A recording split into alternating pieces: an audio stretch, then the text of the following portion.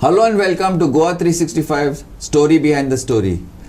Today the issue is on the farmers' laws, the farmers' agitation. Generally the issue of farmers, what is happening all over the state. It has not affected Goa so much because we don't have that much. But there are a few people involved in agriculture, involved in farming. With us are two people who are involved in this. One is Premanand Mhambre. Welcome, sir.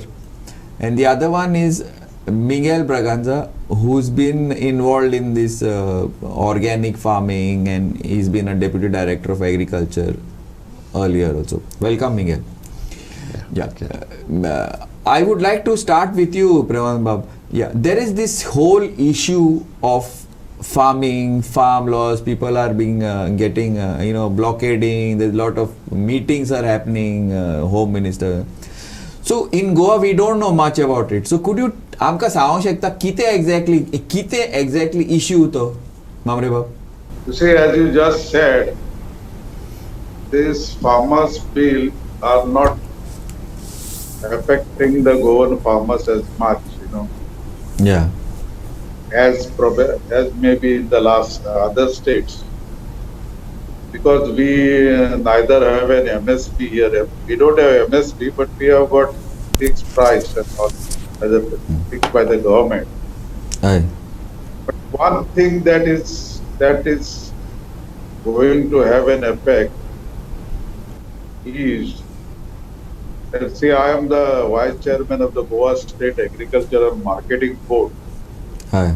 The whole of Goa, as per the APMC Act, our Act declares as a market area. Whole Goa? Whole Goa. And Okay. so all agricultural commodities that were coming into Goa from outside, as well as the Goan area of coconut, cashew nut, areca nut, all these were charged 0.1% cess. Whether it's brought into the market yard. We have got 8 market yards in Goa. Whether it is brought into the market yard or it is outside, imported from outside. We are for check posts also at Keri, Patra Devi, then Bode. So we were getting a revenue of around, our Goa State Agricultural Marketing Board was getting a revenue of about 9 crores per year, from which we were spending it on improving the infrastructure, providing facilities, incentives to farmers. So this excess revenue is now will be reduced almost by 90%.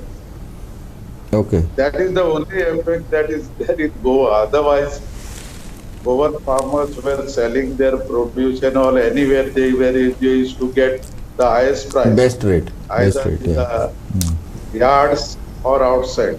And especially for cashew nut, coconut, paddy, and areca nut, all have support price by the government.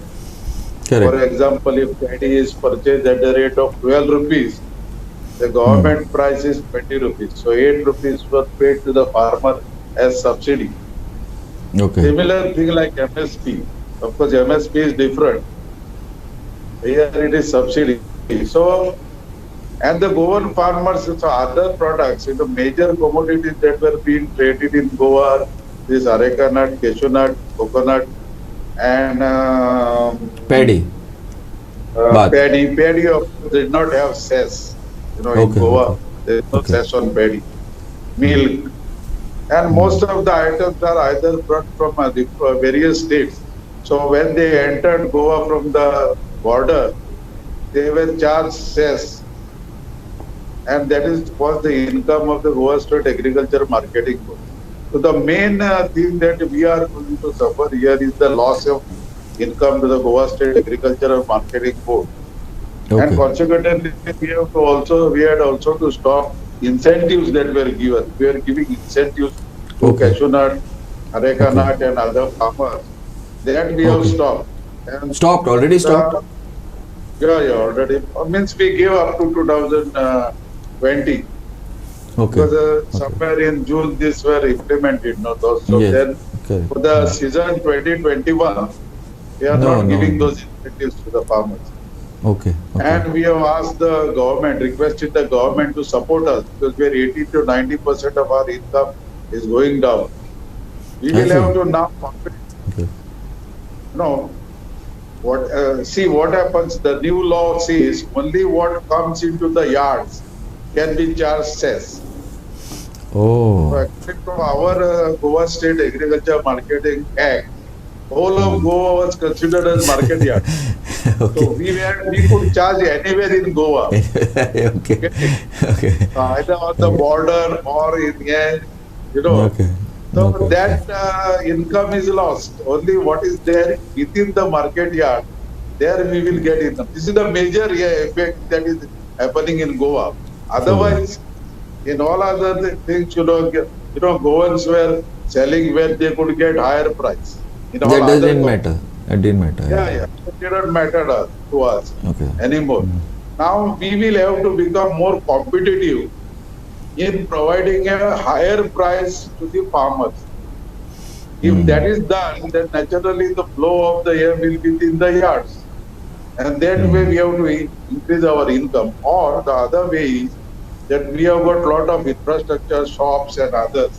We are going to build new infrastructure within the market yards. Lot of land is, fortunately, we have got in all our yards, where we can provide facilities to the farmers to have outlets. Direct outlets. Direct outlets. Cold storage facilities. Okay. With ripening chambers, cold storage facilities, and many other facilities to the farmers. In fact, in our Ponda market yard, we are also providing the e-name. E-name is a online marketing facility which has been provided by the central government, so that the farmers can bring their produce and they can online trade and get the best price for their commodities. That facility we are establishing now at Ponda market yard, where our agri bazaar is totally now complete. The project is complete. So we will be putting this e-name there, and slowly we are going to do it in each and every of our yards, so that our farmers will be able to trade their produce in all over India. On this point, let me just, we'll talk about this a little later in detail, the competitive part and all India part. Yeah. What I want to bring Miguel in now. Miguel, I want to know now this, what exactly are these farmers' bill? What exactly, why exactly are the people upset? Why are the farmers in Punjab so upset? Miguel, I want to bring Miguel, you on this. Yeah, Miguel. Actually, there are 3 acts which have been passed. Okay. 2 of them are fresh acts, which are farm acts, Ministry of Agriculture and Farmers Welfare. But the 3rd act actually is not a Farmers Act. It is a Consumer Act. It is passed by the Ministry of Food and Consumer Affairs. And it is not a new act, it's an amendment to an old act. It's the Essential Commodities Act 1955, which has been amended in 2020. Okay. That is dealing with the trade, not with the production. Okay. So I would like to separate these 2 farmers' bills from Ministry of Agriculture from the amendment which was done by the Ministry of Consumer Affairs. Okay. Premanand Bab has rightly pointed out that farmers are not the only ones who are going to be affected. The mandis are also going to be affected. In Goa, we know it as yard and sub-yard. In other states, they call it as mandi. Okay. So the Goa Agriculture Produce Market Board, he said, is going to lose 90% of its revenue. Now here it is only 0.1%. If you go to Haryana, it is 2.5%. So you can imagine how many crores of rupees a big agricultural state like Haryana or Punjab will lose. Okay. 2.5% of much more trade in agriculture. And so it's a big money which is at stake, estimated at around 2,500 crores per annum. Okay. So the farmers' agitations have come from debt. Okay. The other issue, what he has pointed out, is Goa, the whole of Goa is the jurisdiction of the Goa Agriculture Produce Market Board. There you have jurisdiction maybe of one district, two districts for one mandi. Okay. And accordingly, the income comes to those mandis to provide the facilities to the farmers for marketing. Okay. Now, if money is not there, in a state like of Goa, where the total transaction is about 10-11 crores, the government can put in the money. When it's 2,500 crores, nobody will put in the money. You can't put in the money. That's a lot of money. So it's a lot of money. That's why the issues are different. Mr. Mhambre has rightly pointed out that there is a loss to the mandi. And this is the issue which is affecting the mandis and to the farmers, because the farmers will not get the facilities. Okay. The other part also, Mr. Mhambre has rightly pointed out, in Goa we don't have minimum support price. In Goa what we have is assured support price, where the government pays the difference between the expected fair price and what they get from the trader. Okay. Whereas there, due to minimum support price, which is announced before the start of the season, the farmers will grow rice or wheat or mustard, sarson. So they will grow according to the support price, and they know that they will not make a loss. Today, that will change, because that will be decided by the agreements under the Farmers Empowerment and Protection Agreement of Price Assurance and Farm Service Act 2020. This is going to determine, and they have also seen in Punjab and Haryana what happened when a multinational company was buying potatoes for chips. The assured price was lower, and fortunately at that point of time they could go to court. Now, as per this 2X, you cannot go to court, you have to go to the Tehsildar, which is like a Mamlatdar. And we know in Goa, the Agriculture Tenancy Act 1972, cases are still with the Mamlatdar's courts. 48 years, in 2 years' time, it will be golden jubilee of the cases. Okay, Miguel, let me just interrupt you. Mhambre, Miguel, just a second. We will go into a short break and get back. Keep watching Goa 365.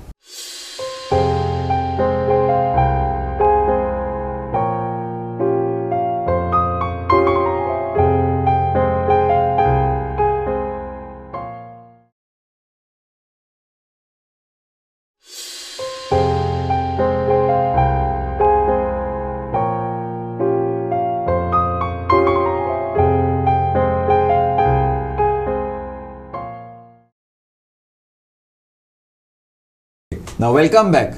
Miguel, please continue.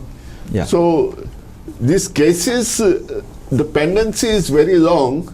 So, you can imagine if a farmer has a case against some party which is assured to buy his crop, and that goes to the Mamlatdar court, then goes to deputy collector, then goes to collector, and finally it can only go to the Secretary Agriculture.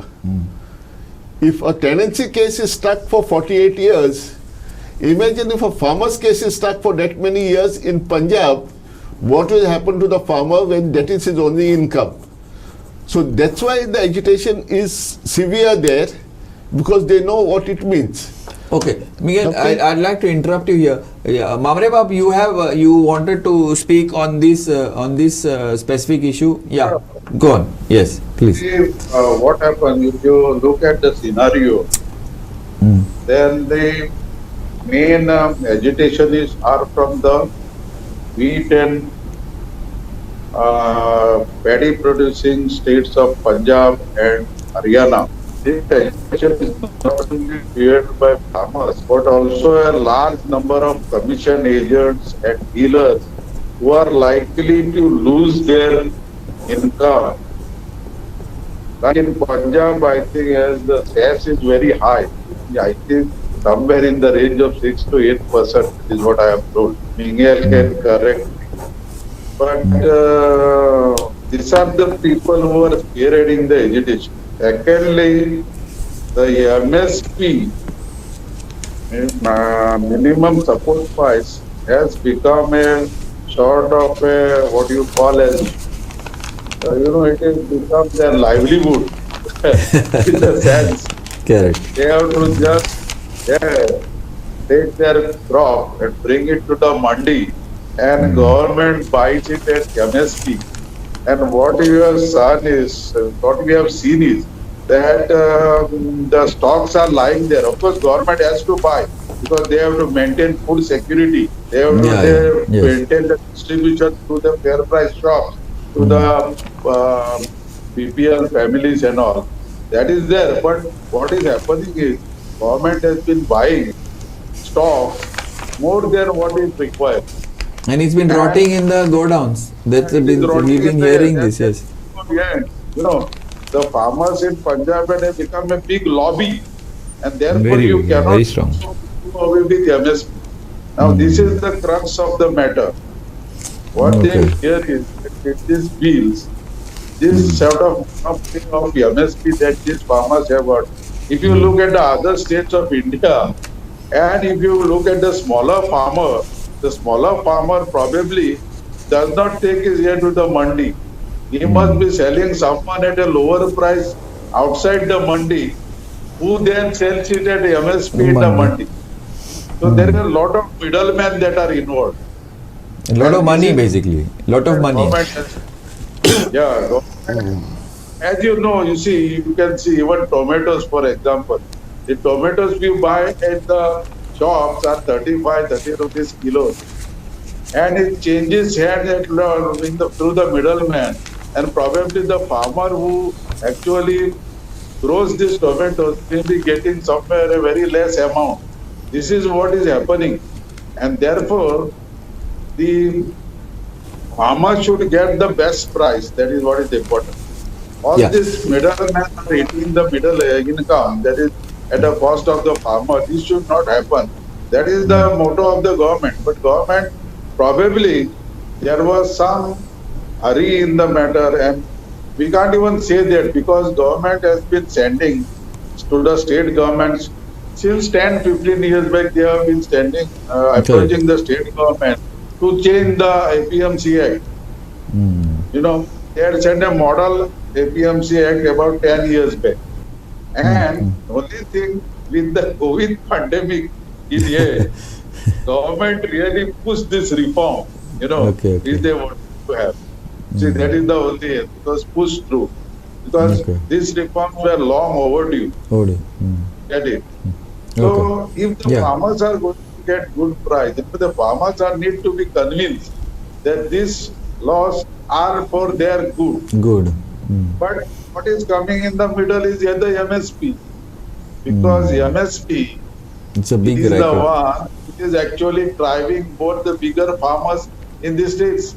They are not farmers like Goa, in Punjab. Correct. Absolutely. They are not farmers like small farmers and marginal farmers like Goa. They produce in, large quantities. And for them, this MSP is like a milking cow, By sitting at home, they are getting a large. If you see the amount of money that is put in by the central government for paying this MSP on paddy and wheat, these are the two actually aims. Well, in fact, the government wants that people should come out from growing paddy and wheat, which are in fact, and even sugar cane, which are water guzzling. Punjab and in Goa, even in Goa, it's a problem. Water guzzling. And so, if instead of some of the farmers are pulled out of paddy and wheat, and they go for pulses and other cash crops, I think go, India will have a better prospect. Let me bring Miguel on this. See, now you've heard what Premanand Baba has to say. Now, what do you have to say to this, especially on the MSB and the commercialization amount? MSP basically is a racket. Okay. It has changed the dynamics of agriculture in India. Okay. When we were in school, always we heard that Andhra Pradesh is the rice bowl of India. Correct. Andhra Pradesh people also eat rice. But today, because of MSP, Punjab and Haryana are the leaders in rice. Okay. And wheat. Yeah. Wheat has been grown by them from the British era. Okay. But rice is something that has gone to them from the 70s, Okay. not from earlier. And because there is an assured procurement, like what happens to vegetables in Goa, where corporation declares the price first before the start of the season, people are growing vegetables, even chilies they were growing. Goa was able to export chilies 2 years back because there's an assured price. So that has happened in Punjab and Haryana. Rice followed by wheat, followed by rice, followed by wheat, followed by rice, followed by wheat. They have only 2 crops. What Premanand Baba has said, they used to grow pulses, they used to grow millets. They should grow, he's saying. They should grow. There is no MSP on those crops. So they are growing only crops with MSP and the whole dynamics has changed. Okay. Now to change it overnight is not possible. The government of India, whether it's BJP or Congress or any other government, has to bring about a change. But change, sudden change, no one accepts. It has to be a gradual change. So, as Premanand Baba has said, possibly it was a little bit hurried. And in India, it is IMFL, whether it's Indian-made foreign liquor or Indian-made foreign legislation. Whether BJP is in power or in Congress is in power, privatization is going to take place. This is something dictated from abroad. Or basically, I think common sense or finances or economy or whatever. Basically, it's everything, because today the warfare is not bows and arrows. It's no longer with guns, no longer with cannons. Today the warfare is in the boardroom. It's about economics. So when India wanted food in the 1960s and 70s, America gave us a World Food Program where you had food for peace. Okay, so means? But they said we will give you wheat and rice, but you also have to buy our urea.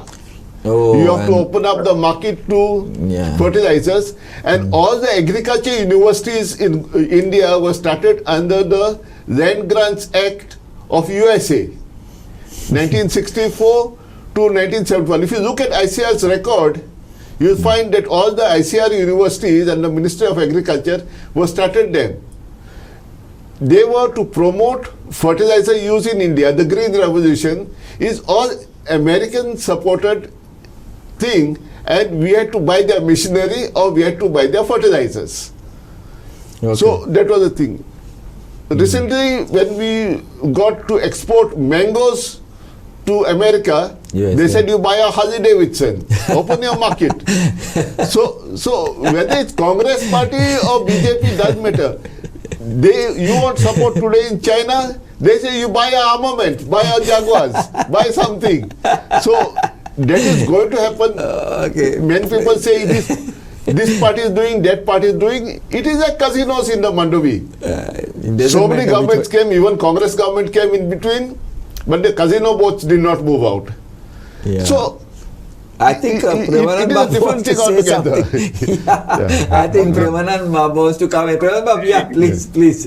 As part of this bumper crop of rice and paddy and wheat, our paddy and wheat is not competing in the international market for exports. Why? Precisely because of the MSP. Our prices are not competitive in the international. We are not able to export as much as, except for basmati rice.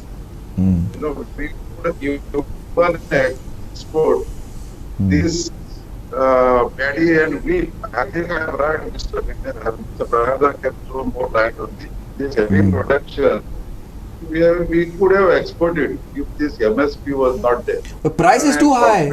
I don't know, Premanand, but sorry to interrupt, but what I was saying is that to import rice or wheat probably is cheaper than buying it from our local farmers. I don't know, from Vietnam and all those places. Similarly, you see the onion, the moment the prices go up, suddenly the government will come and say ban exports. Who is suffering? The farmer is suffering. Yes. People start, tears start coming from our poor people. When the prices of onion, we are not ready to sacrifice our yield for the sake of the farmer. Correct. We suddenly put pressure on the government to ban export and bring import onion. So I think the third particular third amendment, that Essential Commodities Act, probably will free this some of the other commodities from these bans on export, and I think Mr. Braganza can throw more light on that. And you have seen any time the prices of onion increases in the local market, suddenly then the farmers will start agitating that side. You have put ban on export, how will we get a better price? So all these laws are actually to have a free trade in, if you have free trade in all other items, why not free trade in agricultural products? Yeah. Yes, good point. Good point. My personal opinion is that the farmers must get freedom to sell wherever he can the highest price. The only one point I would like to do is to open up the market for competition, but also leave these cases to go to the court. They should not be restricted to Mhambre and Deputy Collector and Collector. Free trade and free litigation. Okay. Anyway, Mhambre Miguel Bab, we have run out of time. Thank you very much. Only one point which I think both Mhambre Bab and Miguel Bab would possibly agree. See, many of these laws whichever government brings in, be it Congress, be it BJP, they do it in a hurry instead of talking to people and bringing it so that opposition builds up. So possibly if there was little more interaction with people before the law is brought, before it becomes, possibly that would ease matters and there would be less issues. We have seen this in Goa with that regional plan. We have seen it in GST. We've seen it in many of these cases. So probably, but anyway, hopefully that will happen. Yes, thanks a lot, Mhambre Bab. Thank you very much, Miguel Bab. Thank you very much. Thank you. And keep watching Goa 365.